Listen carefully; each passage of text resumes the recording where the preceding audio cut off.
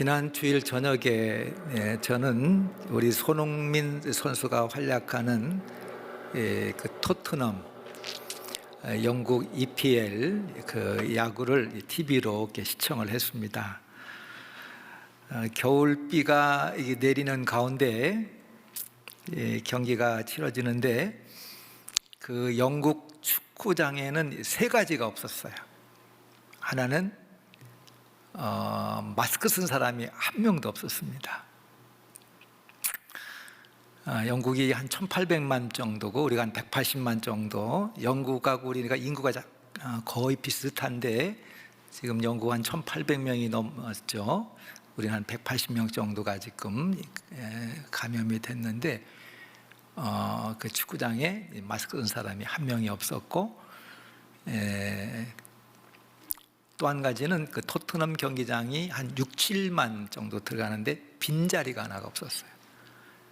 그리고 세 번째는 우산 쓴 사람이 한 명도 없이 그 경기를 비를 맞으면서 관람하는 것을 제가 봤습니다. 전에 영국 신사는 이 필수품이 이제 우산을 반드시 지참해야 한다. 근데 요즘에 영국 사람들은 우리하고 다르게 우산을 거의 쓰지 않고 대부분 그냥 옷을 두툼하게 입고 비를 맞죠. 그래서 그 겨울비를 맞으면서 한 3시간 넘는 그 시간에 그 운동 경기를, 그것도 아주 열기, 대단한 열기. 그래 영국 사람의 그 축구 사랑은 유별나요. 그래 영국 사람들의 그 축구 사랑과 축구에 대한 이 충성도는 우리가 하나님을 사랑하고 하나님에 대한 이 충성도하고는 비교가 안 되더라고요. 저는 우연하게 자연스럽게 그 경기를 보면서 우리 교회와 우리의 예배를 되돌아보게 됐습니다. 이 코로나 바이러스를 3년째 맞으면서 전 세계가 혼란스럽죠. 일상의 모든 것들이 다 흩어졌기 때문에 다 혼란스러운데 어느 곳보다도 가장 큰 혼란을 겪고 있는 것은 이 교회예요. 교회 가운데 예배가 큰 혼란을 우리가 겪고 있습니다. 그냥 지나가겠지, 막연한 기대, 회복되겠지, 그 기대와 다르게 교회가 큰 혼란, 예배가 흩어지잖아요. 여러분, 예배가 흩어지면 성도의 신앙이 흩어지고 성도들의 삶이 흩어지게 되어 있습니다. 제가 왜 이 말씀을 드리는가 하면은 오늘 우리가 함께 읽고 있는 레위기가 모든 것들이 예배에 관한 내용들이 레위기에 소개되고 있습니다. 저희들 금년도에 2022년도에 우리가 성서를 일독하면서 함께 말씀을 나누고 주일 예배도 같이 말씀을 나누고 있습니다. 우리는 레위기를 통해서만이 하나님 앞에 무엇을 어떻게 예배를 드릴 수 있는가에 대해서 알 수가 있어요. 예배는 처음부터 끝까지 하나님이 허락하여 주셨고 하나님이 제정하여 이스라엘 자손들에게 예배를 드리도록 하셨던 것을 알 수가 있습니다. 절대 모세나 이스라엘 백성들의 그 장로들이 예배를 고안하거나 제정하지 않았어요. 하나님 앞에 드리는 제사 예배는 하나님께서 백성들에게 허락하여 주셨고 일일이 구체적으로 어떻게 온전하게 바르게 예배해야 되는가에 대해서 말씀을 통해서 그것도 반복적으로 우리에게 일깨워주고 있어요. 이스라엘 제사는 이 세 가지 중요한 핵심적인 요소가 있습니다. 어디에서 예배할 것인가, 제사를 또 어떻게 하나님 앞에 제사를 드릴 것인가, 누가 그 제사를 드릴 것인가, 이 세 가지가 이스라엘 제사의 핵심과 같은 중요한 사항입니다. 그래서 하나님께서 예배를 드린 그 장소인 이 성막을 제작할 때 보면은 하나님의 명령에 따라 그 식양 모양이나 크기나 또 그거를 제작하는 재료까지도 아주 구체적으로 하나님께서 일러주시잖아요. 그리고 하나님 앞에 드리는 제사도 하나님께서 제정해 주십니다. 사람들이 임으로 마음대로 자고 하고 싶은 대로 정성이면 다 된다고 하는 그런 생각으로 하나님 앞에 제사 드리지 못하도록 했습니다. 그래 5대 제사를 이렇게 정해 주셨고 제물도 정해 주시고 제사 방식까지도 구체적으로 어느 것 하나 부족함과 흠이 없도록 하나님께서 그 예배를 지정하셨다는 거예요. 그리고 하나님 앞에 예배드린 제사장도 백성들이 뽑지 않았어요. 우리가 누가 좋겠다 해서 백성들의 그런 총의를 따라서 세우지 않고 하나님이 딱 지정했습니다. 아론과 그 자손들로 하여금 성별하여 제사장을 삼으라. 이 모든 것들이 우리가 함께 읽고 있는 레위기에 아주 구체적으로 소개되고 있습니다. 그런데 레위기는 쉬운 책이 아닙니다. 이 캠브리지 대학에서 성서 해석학을 가르치는 필립 젠슨 교수가 레위기 해설서를 쓰면서 첫 문장을 뭐라고 시작되느냐, 읽느냐 마느냐 그것이 문제로다 라고 하는 말로 그 책을 시작을 합니다. 우리가 성경을 창세기서부터 이렇게 읽다 보면은 이 레위기 부분에서 많이들 포기하거나 건너뛰고 싶은 그런 유혹들을 많이 받습니다. 그만큼 난해하고 이해하기 쉽지 않은 책이에요. 근데 레위기를 통해서만 알 수 있는 것 두 가지가 있습니다. 하나는 레위기를 통해서 하나님을 예배하는 것이 무엇인가를 우리가 알 수가 있어요. 또 다른 것은 거룩하신 하나님을 어떻게 만날 수 있을까? 우리 부족하고 죄 많고 허물 많은 우리 인간이 그 거룩하신 하나님을 어떻게 만날 수 있는가에 대해서 우리는 레위기를 통해서 알 수가 있습니다. 이런 면에서 레위기는 매우 중요한 책이에요. 그래서 레위기는 모세오경의 그 정중앙, 중심에 이렇게 위치해 있습니다. 창세기, 출애굽기, 레위기, 민수기, 신명기, 모세오경이죠. 그게 그 중심 부분에 위치해 있어요. 그래서 모세오경의 전체 균형을 이루게 하고 또 출애굽기와 민수기의 그 다리 역할을 하는 것이 레위기입니다. 다리가 없으면 끊어진다는 뜻입니다. 그만큼 레위기는 아주 중요한 핵심적인 책이 되겠습니다.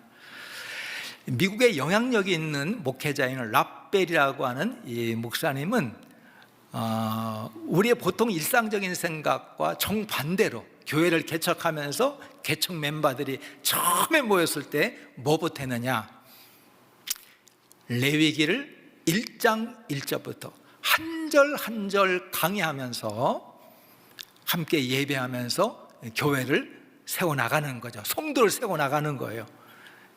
성도가 세워져야 교회가 세워지잖아요. 어렵지만 가장 중요한 예배 원리가 레위기에 담겨져 있어요. 그래 레위기를 깊이 묵상하면서 하나님을 어떻게 바로 섬기고 이 세상을 우리가 바로 살 수 있을까? 이 레위기에서 우리는 그 해답을 얻게 되는 겁니다. 이스라엘 자손은 애굽에서 바로를 섬기던 바로의 백성이었습니다. 여러분 이스라엘 백성들이요 400년 동안 이 바로를 섬기는 바로의 백성으로 있었어요. 하나님은 이러한 이스라엘 자손을 하나님을 섬기는 하나님의 백성을 삼으려고 애굽에서 구출해 내십니다. 바로의 법을 따라 바로의 법으로 살던 이스라엘 백성이 하나님의 법을 따라 살아가는 하나님의 백성을 삼기 위해서 하나님께서 두 개의 은혜 선물을 주셨다. 그게 성막과 율법이다. 제가 지난주 말씀을 드렸는데 이거는 이제 출애굽기하고 레위기하고 민수기가 연결되면서 내용이 자꾸 반복되기 때문에 다시 한번 내가 말씀을 드릴 수밖에 없어요. 이 하나님의 백성은 하나님의 법인 율법을 따라 살고 성막에 나가서 하나님을 만나고 하나님을 예배하도록 하는 놀라운 은혜를 이스라엘 백성들에게 허락하신 거죠. 여러분, 성막은요, 이 땅에 있는 하나님의 처소, 하나님의 집이 성막입니다. 죄는 우리가 생각한 것보다는 우리에게 치명적이고 엄청난 그런 영향력, 부정적인 영향을 주는 것이 죄입니다. 우리는 이 죄를 간과하고 이 죄를 해결하는 것들을 간단하게 생각해요. 뭐 숨기면 된다고 생각하고, 죄를 자꾸 합리화시키고, 남의 핑계를 대고, 좀 나은 사람은 그 죄에 막 양심에 막 가책을 막 느끼는. 어떤 서울법대 나온 분이 세상에 이런 일이 거기 봤더니 자기 아파트에 온갖 잡동사니를 그냥 꽉 채워놓고 그 속을 것 같은 쓰레기통에서 살더라고. 근데 혼자 사는데 이유가 있어요. 이분이 서울법대 나오고 중견기업을 하던 아주 잘 나가던 기업이 있는데 그분이 그러는 거예요. 왜 이러냐 그러니까, 대한민국에서 있는 중견기업을 하려면 내가 얼마나 나쁜 일을 했겠느냐는 거예요. 지나고 보니까 내가 너무 괴롭다는 거예요. 그럼 막 자기를 막 괴롭히는 거예요. 막 불편하게 하면서. 왜? 양심의 가책이 있으니까. 그것도 죄를 해결하는 인간의 하나의 방법이에요. 어떤 사람 막 좋은 일을 해가지고 개처럼 벌어서 정순처럼 쓴다고 그래가지고 그것도 죄를 해결하는 방법이에요. 좋은 일을 하면은 과거에 내가 지은 죄가 상쇄된다고 하는. 우리는 죄를 가볍게 여기죠. 근데 죄는 치명적이에요.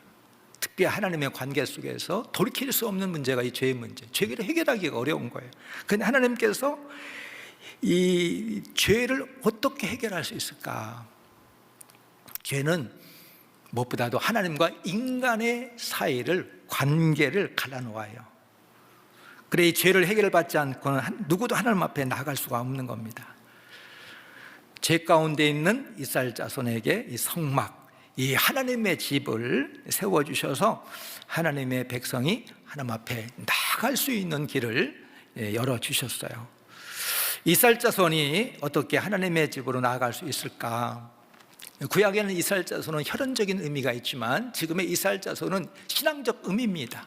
예수 그리스도를 믿고 하나님의 자녀가 된 자가 이스라엘 자손인데, 이스라엘 자손은 이 하나님의 집, 반드시 하나님의 집으로 나가야 되고 그곳에 예배를 드려야 되는데 어떻게 해야 되는가? 첫째는 하나님께서 길을 열어주셔야 됩니다. 하나님께서 길을 열어주시지 않으면 누구도 하나님께 나아갈 수가 없어요. 이유는 하나님이 길을 막아 놓으셨기 때문에 우리 인간의 입장에서는 하나님께로 나가는 길을 찾을 수가 없어요. 하나님이 길을 막으셨어요.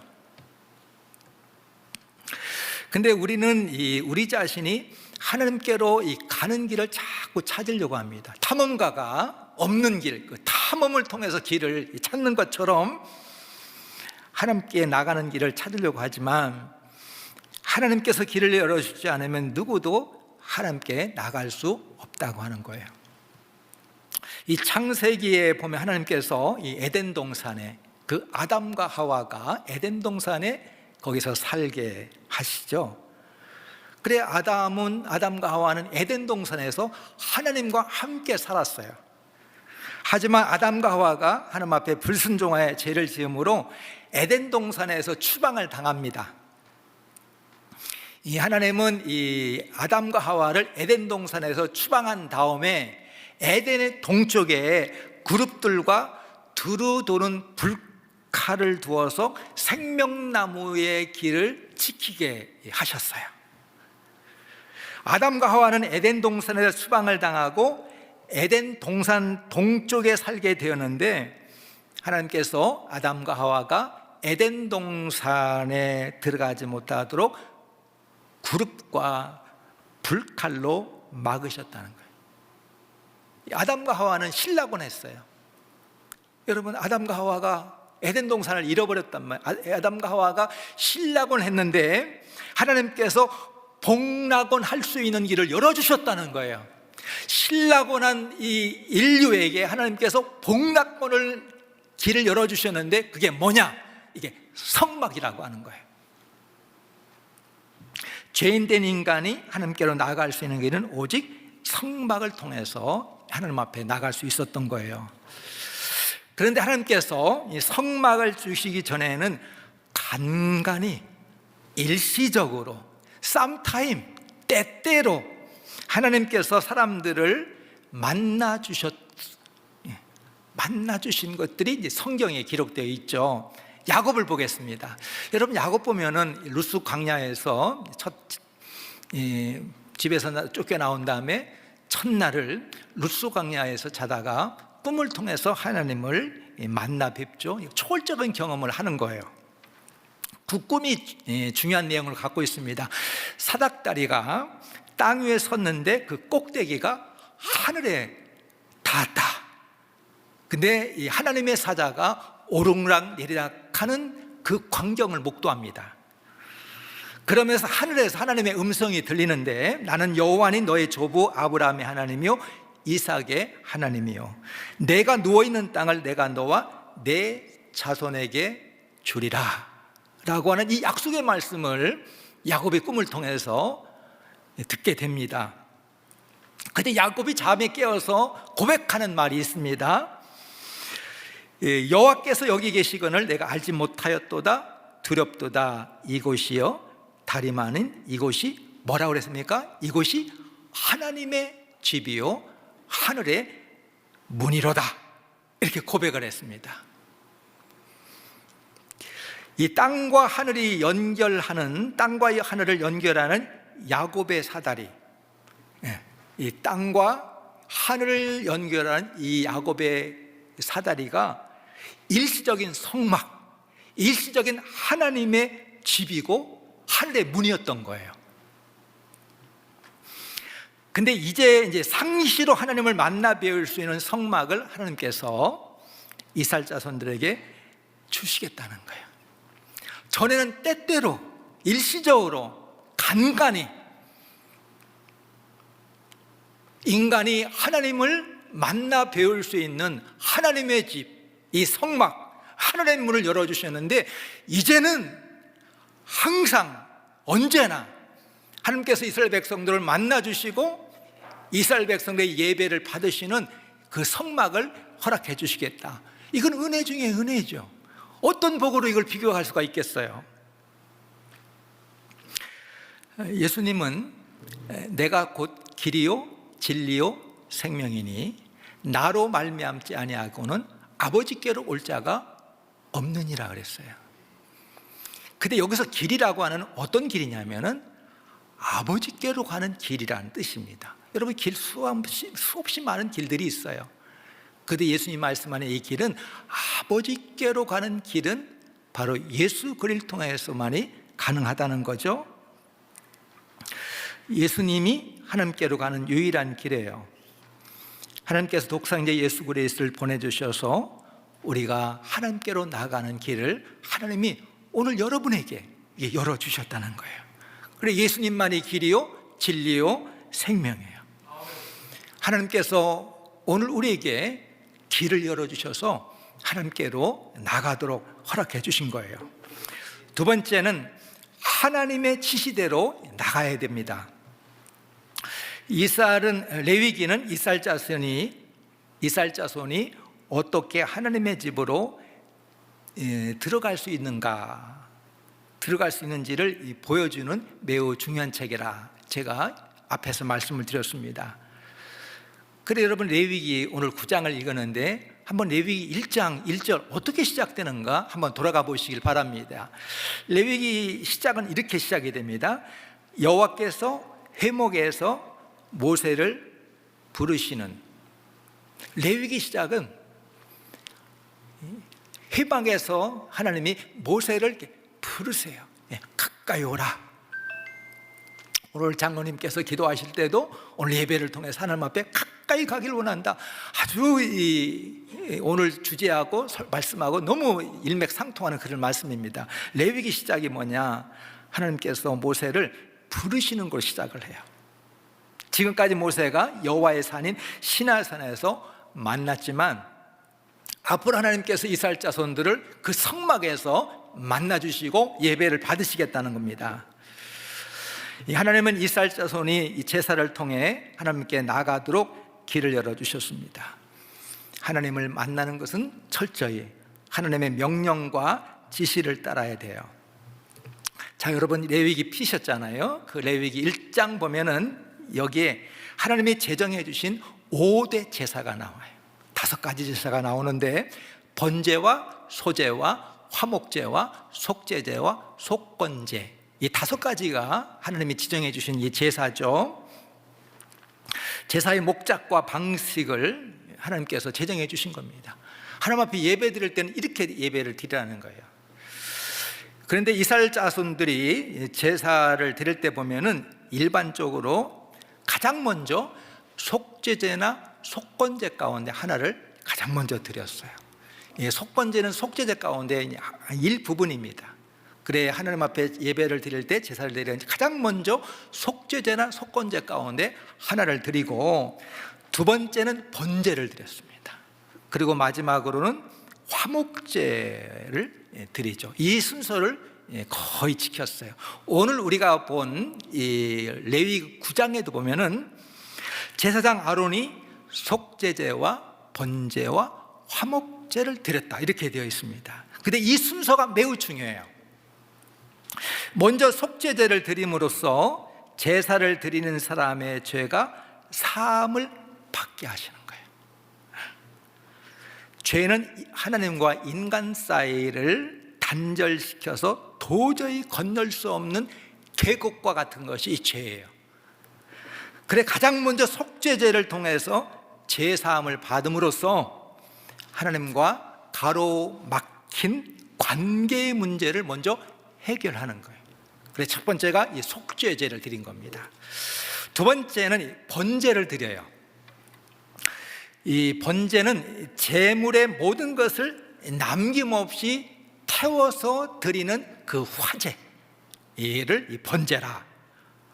근데 이거는 온전한 봉헌의 제사입니다. 이 번제를 드리는 것은 우리가 예배를 드릴 때 나를 온전히 남김없이 온전히 하나님 앞에 드리는 헌신의 제사를 말하는 거예요. 예배는 그런 거예요. 제사는 그런 거예요. 나를 하나님 앞에 온전히 올려드리는 것이 이게 예배고 이게 제사란 말이죠.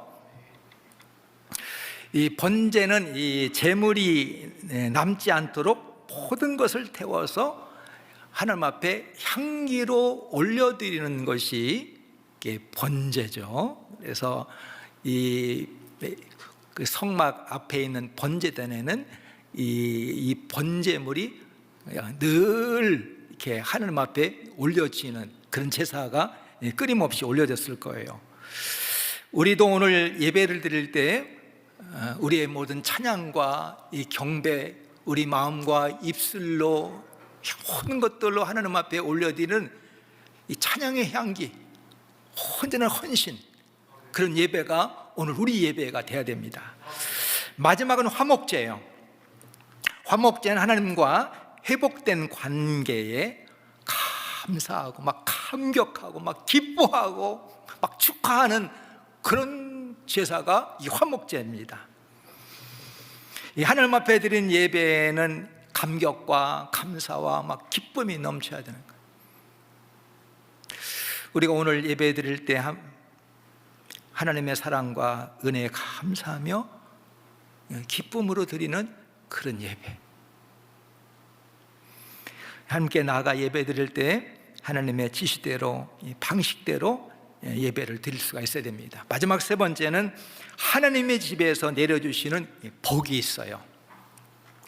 이 하나님께 나아가는 제사는 하나님의 지시대로 드려야 하나님이 기쁘게 받으십니다. 하나님이 기쁘게 받으시는 그 예배는 반드시 하나님이 내려주시는 그 복이 있단 말이에요. 그래 오늘 우리 본문 이 9장에 보면은 아론이 하나님 앞에 나가 제사를 드린 다음에 성막에서 나온 다음에 가장 먼저 뭘 했느냐, 백성들 향해서 막 축복했어요. 그래 제사장의 역할이 뭐냐면은 백성들을 이렇게 축복하는 거예요. 복을 내려주는 겁니다. 그래 우리 인생이라고 하는 것은 하나님의 복 가운데 사는 거예요. 내가 내 인생 내 힘으로 내 능력으로 사는 것 같아요. 그렇지 않아요. 하나님이 부어주시는 은혜와 복이 있어야 우리의 삶을 사는 겁니다. 내가 애써 사는 것처럼 보이지만 그렇지 않아요. 근데 오늘 본문 이 다음 장, 이 레위기 10장을 보면은 그 아론의 두 아들이 하나님의 지시를 따르지 아니하고 임으로 제사를 지었을 때에 하나님의 진노를 받아서 사망하는 그 사건이 이어 연결되어 나오는 걸 우리가 잘 봐야 됩니다. 하나님이 지시하지 않은 불을 담아 분향할 때 하나님의 불로 이 두 아들 제사장이 불에 타 죽었어요. 제사장의 부주의함을 통해서 하나님께서 그 제사를 받지 않는 거죠. 부주의하게 드리는 그 예배는 하나님이 받지 않는 거예요. 오히려 예배를 통해서 화가 임하는 것입니다. 하지만 하나님이 받으신 예배는 하나님의 영광이 드러나게 되고 예배 드린 자에게 내려주시는 그 놀라운 복이 선포됩니다.